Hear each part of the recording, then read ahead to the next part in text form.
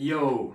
Bon, le WOD Corona 20.5, on va faire de la mobilité, bon, un peu comme tous les jours. D'ailleurs, je sais pas si vous avez téléchargé l'application GoWOD, mais bon, si vous ne l'avez pas fait, je vous invite à le faire. Il y avait 45 jours gratos là, à cause du confinement. Donc bon, là on arrive à la fin, j'espère, mais bon, essayez d'en profiter, c'est quand même sympa. Donc première partie mobilité, deuxième partie on va faire du renfort sur le bas du corps, on va faire du Bulgarian split squat et des squat jump avec une petite pause en bas histoire de compliquer un petit peu la chose. On va faire ça sous forme des mômes, ok. Il y aura un départ toutes les 1 minute 15, pas toutes les minutes, ok, toutes les minutes 15, mais je vous expliquerai tout ça dans la vidéo après. Ensuite, on va faire un petit skill sur des double under. Ok, double under. Donc, je vais vous montrer une petite progression. Bon, vous commencez à connaître maintenant. De toute façon, je ne suis pas là pour vous dire vraiment ce qui va ou ce qui ne va pas.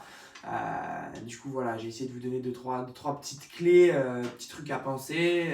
Et après, essayer de pratiquer chez vous. De toute façon, en ce moment, normalement, vous avez le temps. Et ensuite, un WOD en AMRAP. Un AMRAP de 25 minutes avec des squats et des DU. Voilà. J'attaque donc ma mobilité avec une position de fente, j'essaye d'être le plus stable possible et là alors en prenant mon temps je vais venir avancer mon bassin le plus possible en avant, puis reculer, je pousse les fesses vers l'arrière et je vais me pencher en avant en essayant de garder le dos bien droit.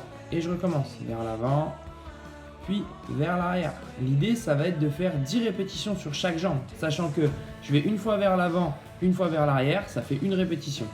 Donc en avant, vous devez sentir l'étirement au niveau de la cuisse arrière et du psoas, okay, au niveau de la hanche. Et quand vous êtes vers l'arrière, vous devez ressentir l'étirement au niveau de l'arrière de la cuisse, okay, du coup de l'ischio. Donc 10 répétitions de chaque côté et on fait 2 tours.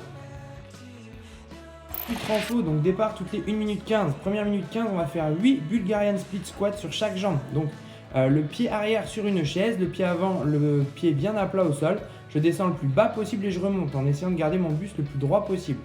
Donc dans le reste de la minute 15, je me repose, s'il me reste du temps, bien sûr. Minute 15 suivante, je vais faire 6 squat jump. Donc je descends, je marque un temps de pause en bas et je saute le plus haut possible. L'idée, c'est d'être le plus dynamique dans la remontée. D'accord? Je charge bien les talons. Et du coup, il y aura 12 passages de 1 minute 15. Donc 6 passages sur chaque exercice.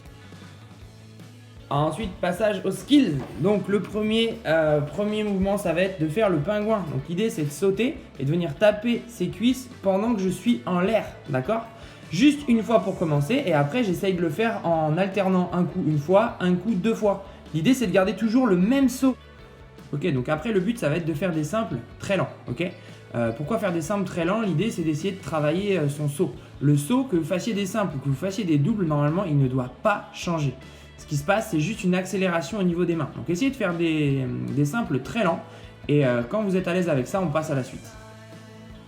Donc maintenant que je maîtrise mes simples très lents, l'idée ça va être de faire des simples et de temps en temps venir caler un double. Donc vous devez être concentré, ok, dans votre tête, ça doit être je fais toujours le même saut mais je viens juste accélérer au niveau de mes mains. J'en fais juste un et après j'essaye de reprendre le rythme avec des simples, d'accord? Normalement quand vous passez du double au simple ou du simple au double, le saut ne doit pas changer, ça c'est le plus important.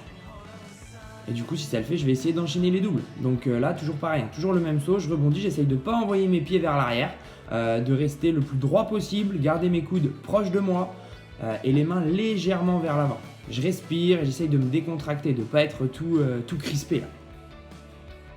Et imaginez que vous sautez sur des œufs, ça ne doit pas taper vos pieds quand vous touchez par terre, ok? Le talon, il touche jamais le sol. Ok, le WOD, c'est pas très compliqué, c'est un AMRAP de 25 minutes, d'accord? Donc un maximum de tours avec un nombre de répétitions sur les squats qui va augmenter, ok? Et un nombre de répétitions sur les double under qui va rester le même. Donc vous allez avoir premier tour 10 squats, 50 double under. Deuxième tour 20 squats, 50 double under. Troisième tour 30 squats, 50 double under, ça change pas, puis 40, etc. etc. Ok? Et le but c'est d'aller le plus loin possible. Donc premier mouvement du WOD des squats, air squat, donc pied bien à plat, on essaye de charger les talons, garder le buste droit et on se redresse.